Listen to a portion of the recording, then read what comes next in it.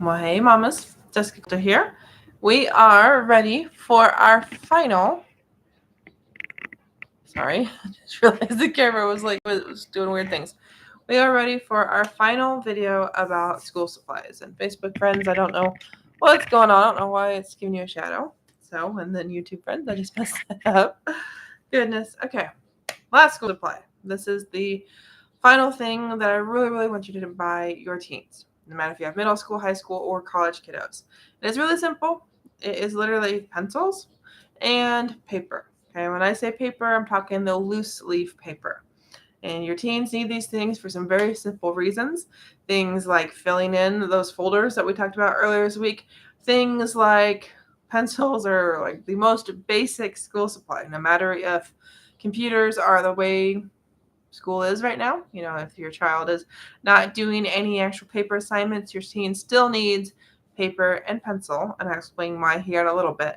But do know pencils, okay? I want you to buy some for your teen and let me know, have we bought pencils this year already? I'm not going to go into brands and all that crazy stuff, but do know, definitely, in my opinion as a tutor, I want your teen to have pencils, okay? Now, I would love to talk to you more here on our video as well as one-on-one through consultation. So there's a link in the description for you to schedule that free consultation for you, your teen, and myself to meet. So I promised you some reasons why pencil and paper are so important. So hopefully you've shared your thoughts already about the pencils down below. But do know that teachers should not be responsible for supplying pencils and paper and other school supplies. Like, it just blows my mind whenever I've been a substitute teacher, let alone when I've worked as a para. And students don't have those things. As soon as if I'm given instructions, hey, have them do this thing or hand out this worksheet, and then everyone converges on the pencil bucket. I mean, to me, that's just crazy. Pencils are not that expensive. So definitely buy your teens a box of pencil, maybe two, whatever you feel like you really need to, and then make it your teen's responsibility to keep track of that box of pencils. If your child gives out the pencils one day away at one of school, that's not the teacher's fault. That's between you and your teen. Okay, you can go so far as to label the pencils with your teen's name if that's really what you want to do, if that's what needs to happen, so that way everyone knows, oh, I don't want this pencil because it has so-and-so's name on it. Okay, I gotta tell you, for me as a student, whenever people asked me to borrow pencils, I hated not getting my pencils back, and so I would give the pencils away that I didn't care about. The one that I found on the floor, the one that I had used up the eraser on, the one that was really short, whatever. Do know that those pencils are your teen's responsibility.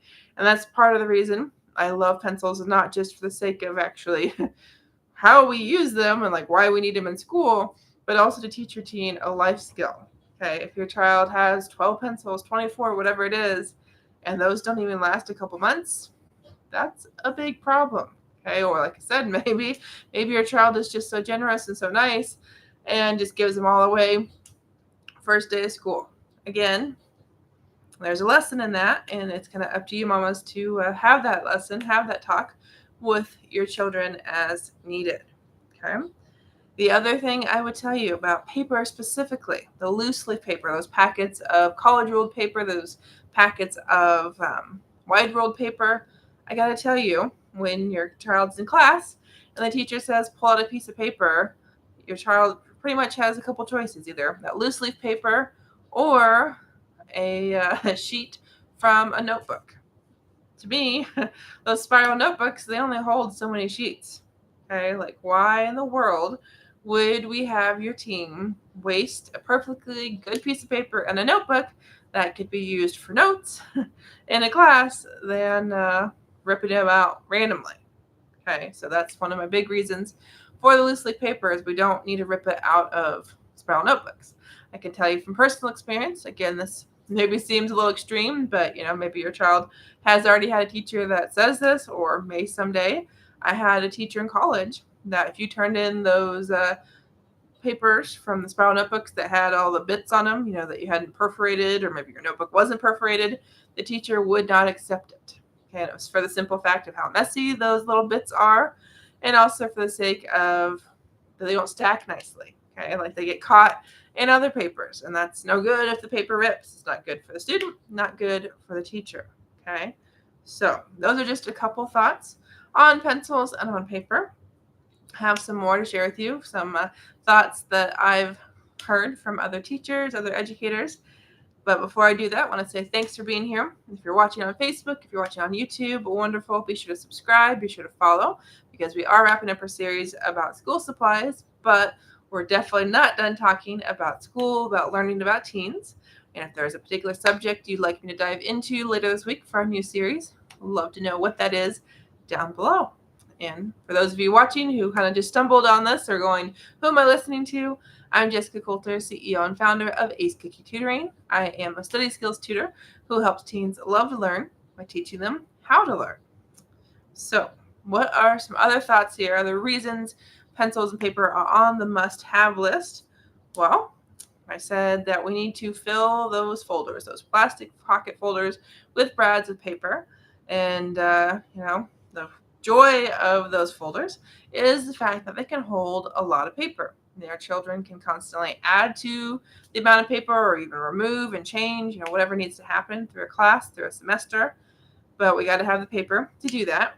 We also want to have that loose leaf paper so your children can actually take notes. Okay, the science says that we remember more, we will learn more if we actually handwrite versus type. Okay, and it's because our brains don't know, did I just push the A key, the C key, the M key? No idea. But as soon as we get to a certain age, we learn how to write. Our brains know, oh, that was that letter, that was that word, without having to look. So that's why we remember more by writing instead of typing. Okay.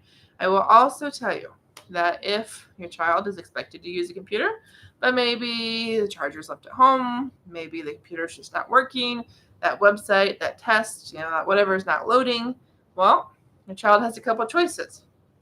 If he's in class and he's got pencil, he's got paper that the teacher didn't have to provide, and he's able to say, hey, look, more than ready for this test, more than able to do the assignment, but my computer is not working. A teacher is going to be much more sympathetic and much more willing to accommodate a paper and pencil version of a test of an assignment than a teacher, I can't do anything because I don't have a computer.